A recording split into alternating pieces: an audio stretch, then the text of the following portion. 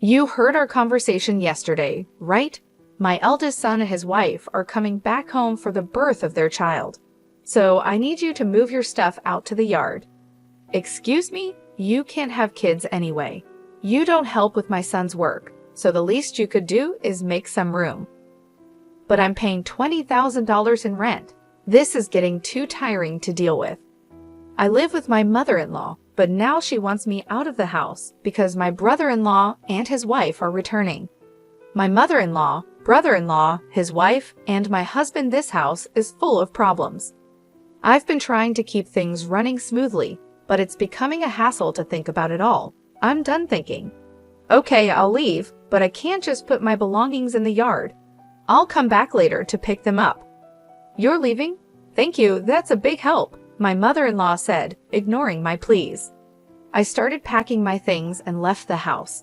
7 seconds after stepping out the door, I took out my phone and called a junk removal service. Once I stopped thinking, no one could stop my actions. I'm Rachel, a 43-year-old IT consultant. My husband, Eric, is also 43 and runs 4 restaurants. We're both 43, and people often assume we've been married a long time and have a kid or two, but we're actually newlyweds. We both lived as workaholics and didn't marry until this age. I had given up on marriage just before turning 43, but a random visit to a bar after work changed my mind. Is this your first time here? He asked. Yes, that's right. I had been curious about it for a while, but it was hard for me to go in alone because the place is so stylish. But I worked hard today, so I decided to go in as a reward to myself. I was relieved to find a counter where it was easy for a loner to spend time. We have many women who come alone, so feel free to visit anytime. My husband Eric chatted with me with a smile. I sat at the end of the bar. I knew he was just trying to attract a new customer, but for someone like me who had no friends to eat with at this age, even this kind of service felt nice. Feeling comfortable in Eric's restaurant, I started visiting often. I always sat at the end of the bar, and it became normal for Eric to chat with me while I ate. What does an IT consultant do? He asked. I introduce it to companies and do strategic planning. I've worked with restaurants too. Once I suggested a tablet-based ordering system to reduce labor costs and improve efficiency. Oh, the system that's become common? How much does that cost? For a place like this, it would cost about this much, I said, punching numbers into my phone calculator and showing him the screen. No way, that's too much for a small business like mine. Eric shook his head and hands vigorously. Eric was curious and always eager to learn from our conversations. He looked for ways to apply new knowledge to his work. Even though it seemed like just a pleasant conversation, I was slowly drawn to his dedication. Likewise, Eric grew fond of me, seeing that I was hardworking. I'm always busy with work and can't talk much. How about we go out for dinner sometime? Excited about the chance to dine with a restaurateur, I eagerly agreed. I was thrilled to be asked out, but saying something so girlish at nearly 43 would be embarrassing, so let's just leave it at that. My husband didn't just ask me out that one day. He continued to invite me out for meals occasionally. It's natural for adult men and women who frequently dine together to develop a romantic relationship. We started dating, and 3 years later, as we both turned 43, we decided to get married. Feeling shy about being a bride at 43, I asked my husband to skip the wedding ceremony. We just took some photos of us dressed up. After we got married, I moved from my apartment to my husband's house. His house is a 4-story building with a garden and parking, located in a high-end area. The rent is apparently around $2,000. My husband was living there with his mother. Some might think it's unthinkable to live with a mother-in-law right after getting married, but I'm 43, so I didn't mind much. Plus, my mother-in-law is 71, and my father-in-law has passed away, so living together seemed necessary. When my husband suggested living with his mother, I immediately said it was okay. But after starting to live with my mother-in-law, I regretted accepting so quickly. When I moved into my husband's house, besides the bedroom for us, I even got a nice office room for myself. His house seemed too big for just 2 people, with many spare rooms. Once I settled in, I asked my husband, "Why do we need such a big house just for you and your mother?" He replied, "I have a brother 4 years older than me. He left home after college, and we've mostly lost touch. He hasn't been home at all, and it's been a few years since I've heard from him. He's been moving from job to job and place to place.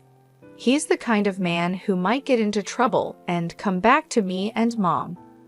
So we decided to rent a bigger house. I think it's a little too big, but now that I'm married and you moved in, I guess it all worked out." While unboxing my books and arranging them on the shelf, my husband talked about his brother Stephen with a smile. It seems Stephen is aimlessly hopping from job to job, but my husband doesn't think badly of him. "Don't talk about that kid. What if he really comes back?" My mother-in-law appeared at the doorway of what would be my office, seemingly checking on us. It appears she doesn't have a good opinion of him, unlike my husband. It's understandable for a mother to be cold towards an eldest son who shirks his responsibilities. However, I'm worried that my husband and my mother-in-law might clash over his brother someday. Also, I'm not too fond of you either, Mom. Come on, we're going to live together now, so stop saying things like that. I'm not saying you should leave. I just need to make things clear from the start, my mother-in-law said as she walked away, her slippers making a padding sound. "I'm sorry, I'll talk to her," my husband said. "It's okay. I got a similar talk when we met for the wedding. I'll build a relationship with your mother as we live together," I replied, taking a book from my husband's paused hands and placing it on the shelf. It seems she doesn't like my age. I'm 43, so it's not impossible to have children, but I guess it's a challenging thought. Also, Eric's elder brother Stephen is not married and has no children, so there's a high chance that my mother-in-law won't get to see her grandchildren. That's why she's disappointed and wishes Eric had married someone younger. To her, Stephen, who doesn't fulfill his role as the eldest son, and I, who can't fulfill my role as a wife in her eyes, are probably the same. I understand her feelings, but I can't change my age. Once the move was finished and our married life began, my mother-in-law's coldness towards me became clear. She ignored me when I spoke and tried to avoid me. It's a bit lonely, but since there's no harassment or physical violence, I guess it's okay for now. I can build a relationship with her over time. My bigger concern is Eric. "Are you okay with your work?" I asked. "No, it's pretty bad. I need to take action soon, but it's tough to arrange the finances," Eric said, sitting at the dining table with his head in his hands. I stopped doing the dishes and sat down in front of him to listen. These are tough times. Prices are soaring, expenses are climbing, and customers are tightening their wallets. There's no end in sight. "If this keeps up, I might have to close another one of our stores," he continued. About a year into our marriage, the situation at Eric's restaurants worsened. One of the 4 stores had already closed, and it seemed another might have to shut down too. Seeing Eric's troubled face made me feel distressed, but my mother-in-law seemed unaffected by these troubles. "You're Eric's wife, but you don't help out at the store. You just do your own job. Can you really say you're fulfilling your role as a wife?" My mother-in-law overheard our conversation and hurled insults at me from her seat on the sofa. I wondered what she was thinking, but she has her own perspective. Eric has been running his own restaurant for nearly 12 years, overcoming various challenges. I believe he'll pull through this time too. You, his wife, shouldn't be making that face. Are you trying to feed into his anxiety and make him fail? "What a terrible wife," she shouted again from the living room to the dining room. Her words were filled with spite and venom. I knew she wasn't just trying to fire me up, but she wasn't entirely wrong. I took her words positively and decided to support Eric to the fullest, smiling reassuringly at my anxious husband. A year later, just as she said, Eric managed to turn the situation around and avoided closing the second store. "See, I told you. A stupid wife who can't even trust her husband. Don't drag Eric down," she said. As a side effect, my mother-in-law, who had previously ignored me, started lashing out at me without reservation. The relationship with her might seem to have worsened, but since Eric's business is doing well, I'll consider it a break-even situation. I thought things were balancing out, but it turned out worse for me. Eric, having stabilized the business and with a bit more money, seemed to get carried away, and I heard rumors about his affair. What is he thinking? If there's extra money, there are surely better ways to spend it. Also, it's strange how bad situations tend to pile up. Having seen Eric's business revenue drop, I know this all too well, but I never thought it would happen to me. Eric, Steven called. His girlfriend is pregnant. That's great news. She's a 33-year-old who worked at the same bar as Eric. They asked something. What? You're being so formal all of a sudden. Steven is a freelancer, and so is his pregnant girlfriend. With a baby on the way, they're struggling. They asked if they could move into this house and if they could work at your restaurant. I was thinking about how to confront Eric about the affair when my mother-in-law came into the living room and started talking to him. The conversation was about Steven, whom I've never met, and I was completely left out as they continued talking. It was a strange scene. She used to dislike Steven for not fulfilling his role as the eldest son, yet now she was asking Eric to welcome him. The reason was simple: the grandchild. She had given up hope of seeing a grandchild, but now saw an opportunity and completely changed her stance. She was even planning to offer them a home and jobs. Eric, who never thought badly of Steven, had rented this big house for such a time, but the situation has changed, and now I'm here. Isn't it odd to have Steven and his family move in? I looked at Eric in the living room from the dining area. He was looking back at me with a clearly troubled expression. Come on, it's a good thing. Steven is in trouble, and you, Eric, have the means to help him. Ah, okay, I got it. Eric sighed, unable to say no to his mother. I had hoped he would stand up to her, but it seems it was just wishful thinking. He kept glancing at me, probably worried about my reaction. The worsening relationship with my mother-in-law, Eric's affair, now living with Steven and his family, the problems just keep piling up. Overwhelmed and not knowing where to start, I decided to abandon thinking for today and just go to sleep. The next day was a holiday, and probably due to extreme mental fatigue. I slept in until late morning. Eric was at work, so it was just my mother-in-law and me at home. Dreading what she might say about my sleeping in, I reluctantly headed to the living room. You sure slept in. Must be nice to have such leisure, she said. Bracing myself for her usual nagging about not fulfilling my duties as a wife, I tensed up, ready for her words. However, what she said was much worse than I expected. You heard Eric and me talking yesterday, right? Steven and his wife are coming back for a maternity leave visit, so move your stuff out to the yard. Excuse me, was I still groggy from sleep? Did she really mean I should live in the yard, or was she telling me to leave the house? You can't have kids anyway, and you don't help with Eric's work, so you should at least make room for Steven and his family. We have 2 spare rooms left, so if you leave and your office is free, we can have a bedroom and a nursery for Steven's family and a storage room for their stuff. Don't you think the room count and usage are just perfect? It seemed she was indeed telling me to leave. A storage room for Steven's family. I'm being kicked out to make room for something that doesn't even seem necessary. Originally, I was allowed to use the office because there were spare rooms. I don't mind losing the office. A bedroom for Eric and me is enough. Steven's family can live here without me leaving. Realizing that my mother-in-law now sees no reason for me to be in this house as a wife, since she can see her grandchild, I thought about the $20,000 I was paying in rent. I'm too tired to deal with all this. I decided to clear my mind and rest. Silent with my mother-in-law, the only sound in the living room was the ticking of the clock. Okay, time to leave. After resting my mind, I decided it was too much trouble to worry about what happens to Eric, my mother-in-law, Steven's family, and their future.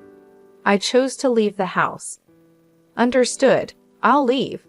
I can't put all my belongings in the yard, so I'll come back later to pick them up. You're leaving? Thank you, that helps, my mother-in-law said, pleased.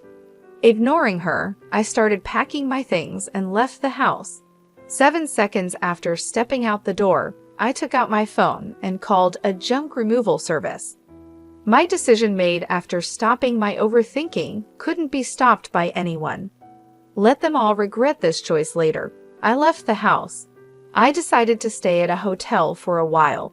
I had called the junk removal service, but they needed some time to prepare. This worked out since I wanted some time too. 3 weeks after leaving, I rented an apartment and started living alone. I haven't heard from Eric since then. He probably thinks I'll come back eventually. The thought of Eric taking the current situation lightly infuriates me. However, today is the day after his restaurant's day off. I expect a call from Eric when he visits the restaurant for lunch prep. Hey, what's going on here? The restaurant is completely empty, just as I thought, Eric called. I could explain over the phone, but it would be more efficient if your mom was there too. I'm heading to the house now. Can you come back? You can't open the restaurant anyway, right? I couldn't help but laugh before hanging up, amused by Eric's reaction. He must be quite shocked. Still chuckling, I started getting ready to leave. When I arrived at the house, my mother-in-law started yelling at me. What on earth is this? The restaurant's fridge, cooking equipment, tables, all the important stuff is gone. You did this, didn't you? Do you think you can get away with this for free? It seems Eric had explained half of the situation. There was an unfamiliar couple in the living room, apparently Steven and his wife. They looked confused and anxious, not fully grasping the situation and my mother-in-law's extreme anger. Why would you do such a thing?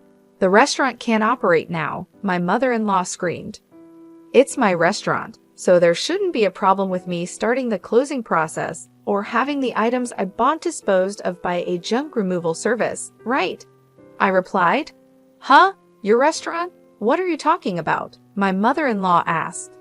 Why don't you explain, Eric? You haven't told your mom, have you? You remember that I still have the main restaurant and the second branch, and the second one was in a financial crisis, right? Yes, of course. You worked hard to turn it around, changing the tables, chairs, signboard, the restaurant's atmosphere, bringing in new cooking equipment, expanding the menu, and replacing the fridge and freezer to accommodate the new menu, right? Well, about that, Rachel actually paid for those expenses. What? What do you mean? Hearing Eric's words, my mother-in-law looked perplexed. She seemed to be trying hard to understand, but probably lacked the full information to grasp everything. Eric continued looking uncomfortable, like he was holding back from saying more, but it was clear this was going nowhere. I decided to explain everything. Before turning 43, I was single and working in it consulting. We didn't have a wedding ceremony, nor did we buy a new house after getting married, so I had saved up quite a bit of money. I lent Eric $400,000 to help turn around his struggling second restaurant branch. $400,000, but you can't just hand over such a large amount of money to your spouse, right? That's why I decided to buy the rights to the second branch and become its owner. I left most of the management to Eric, so there wasn't much for me to do as the owner. The only change was that Eric shifted his focus from the main branch to the second one for its recovery. When Eric's restaurant was in crisis, I showed my concern alongside him. It was when my mother-in-law yelled at me for not showing enough trust in my husband that I decided to support Eric to the fullest. My form of support was giving him the money I had saved during my single years. Eric, is this true? She asked. Yeah, it's true. She said it was okay if I failed and wasted the $400,000. She gave me the money, but since it was such a large amount, if it was going to fail anyway, she suggested becoming the owner.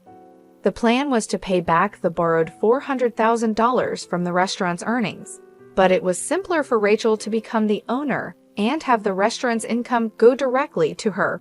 It also meant that she could decide whether to close the restaurant or not. It's a lie. Can something like that really happen? My mother-in-law exclaimed. I understand it's hard to believe hearing this all of a sudden. That's why I brought some evidence.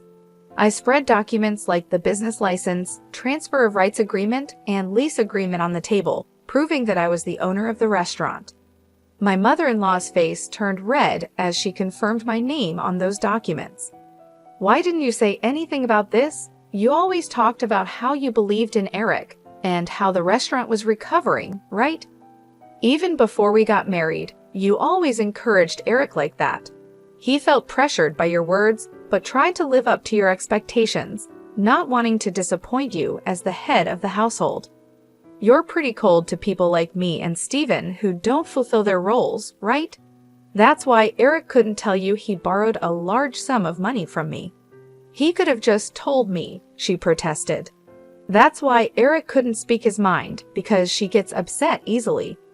People like my mother-in-law often don't realize they're putting pressure on others. They might think it's just a small thing to say, but for the one under pressure, it's a huge burden, not something they can easily talk about. And even if they did speak up, she would likely be disappointed and start complaining. It was essential not to let Eric's spirit break under her constant jabs, especially when the restaurant was finally turning around.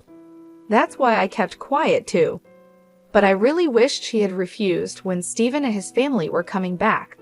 Probably Eric thought it was work-related and agreed without thinking much.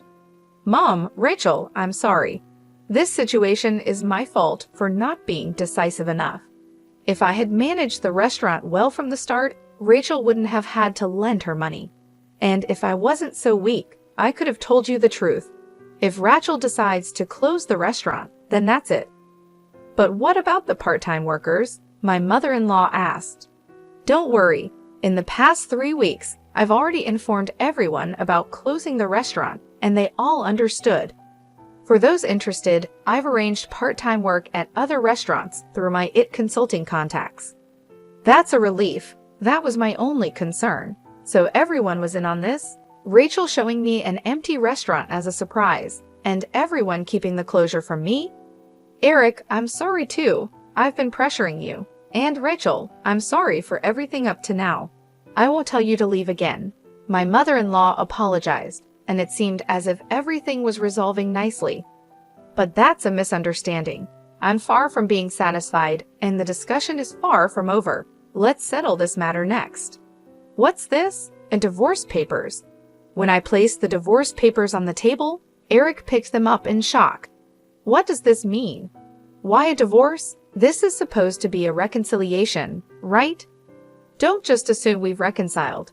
You might think it's a secret, but I know about your affair with the part-timer. All the part-time workers knew about it too. That's just a rumor. You can't say things like that without proof. I displayed an image on my smartphone that a part-time worker had sent me and placed it on the table amidst the scattered documents. This is a photo of you entering a hotel. It was taken by one of the part-timers. If you leave the restaurant together and walk towards the nearby hotel district, anyone can take such evidence, not just the police or detectives. Did getting the second branch back on track give you too much confidence? You really got carried away as the owner of the restaurant. I couldn't do much in the day-to-day operations, but I still visited the restaurant from time to time. That's when the part-time workers told me about Eric's affair and asked for my help. When I promised to handle it, they provided incredible support. They sent me proof and even kept the closure of the restaurant a secret from him. Wait a minute, closing the second branch in a divorce? What's going to happen to the rent for this place? Eric asked. The rent for this place? What do you mean? My mother-in-law asked. I haven't mentioned that yet. I've been paying the entire rent of $20,000 a month for this house, I said.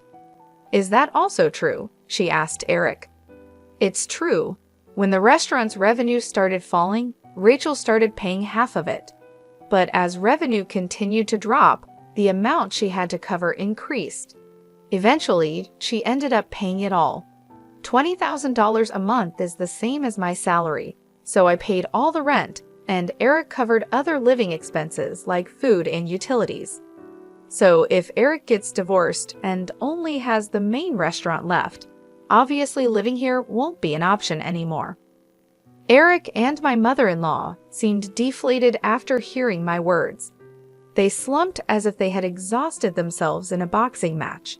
Stephen and his wife, now somewhat understanding the situation, hesitantly joined the conversation. "What does that mean? We came back here and can't live here?" Stephen asked. "Wait, Stephen, this is different from what we heard. We thought everything would be fine once we got back home," his wife said. "Sorry, Stephen. Right now, I don't have the means to help you with a restaurant or a house. Come on, do something. We're having a baby. At least give me a job. We have enough part-timers. In fact, we need to cut down on staff costs. Eric will work hard, so just wait a bit longer." "That's what I'm talking about. Stop saying things like that." "Hey, what about my house and job now?" Stephen shouted. Eric, my mother-in-law, and Stephen started arguing about their future lives. Stephen's wife, whose name I still didn't know, looked uncomfortably out of place. I had delivered the news about the restaurant's closure and the divorce, so my business here was done. I was tired of constantly trying to smooth things over with Eric and his family, and I refused to live with Stephen and his wife. I didn't care what happened to this house next. They could discuss it amongst themselves. I left the house amidst their shouting. After that, having evidence of the affair, I was able to divorce Eric smoothly. I could have demanded alimony for the affair, but I had a job and didn't need the money. I wanted as little to do with my ex-husband and his family as possible, so I didn't ask for any compensation after our divorce. My ex-husband, Eric, couldn't afford the rent and had to leave the house with his whole family. Financially and emotionally strained, Eric, who had been taking care of his mother, argued that it was actually Stephen's responsibility as the eldest son. But Stephen, who came back without any money, couldn't take care of her. This led to an ugly fight between the brothers about who should take care of their mother. In the end, with no income, Eric had to take her in, but this fight ruined the relationship between the brothers. As a result, Stephen and his wife disappeared again, cutting off all contact. Witnessing the brothers' dispute over her, the mother-child relationship also deteriorated. Now, Eric and his mother are living together reluctantly in a smaller apartment. It's not as spacious as the previous house, and they have to see each other all the time, but they hardly talk, creating an awkward atmosphere in the house. My actions, prompted by thinking ahead, resulted in the breakdown of a family relationship. After the divorce, I first dealt with closing down the restaurant. It was a bit of a hassle, but as the owner, it was my responsibility. However, the fridge, cooking equipment, tables, and chairs I had removed were fairly new, so I managed to sell them at a good price. Adding just a little more money allowed me to finish the restaurant's closure. Though it was a brief period, being a restaurant owner and handling its closure was an experience. I believe these experiences will be useful in my IT consulting work someday. I guess work suits me better than marriage. Convinced of this, I continue to work hard today.